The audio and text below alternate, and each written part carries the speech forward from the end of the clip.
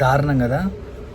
అసలు విషయం ఏంటంటే తమకు పెళ్లి చేయడం లేదని తండ్రిని పట్టుకొని చితకబాదిన కొడుకులు. అతని పరిస్థితి ఇప్పుడు విషమంగా ఉంది.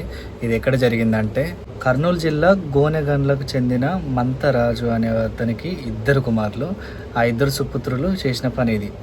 2 అమ్మాయిలు కూడా ఉన్నారు, మొత్తం 4. ముచ్చట ఏంటంటే ఒక అమ్మాయికి పెళ్ళయింది, మిగతా 3కి 40 ఏళ్ళు దాటినా ఇంకా పెళ్ళిళ్ళు కాలేదు, పెళ్ళిళ్ళు చేయలేదు. మాకు పెళ్ళి చేయాలి అంటూ తండ్రిని రూములు బంధించి చితక బాధిన్లు. మరీ పెళ్లి చేయలేదని చితక బాధుడు ఏంది రాబోయ్, ఇచ్చి కరెక్ట్ కాదు ఇది. ఏదైనా ఉంటే చేసుకోవాలి లేదా ఒప్పించుకోవాలి, కానీ తండ్రిని పట్టుకొని కొట్టడం అంటే మరి దారుణంగా కొట్టిండు. ఆయన పరిస్థితి మంచిగా లేదు. సో ఇది కాదు ముచ్చట.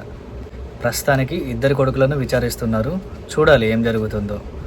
ఏదేమైనా చేసుకోవడం అనేది కరెక్ట్ కాదు భయ్య.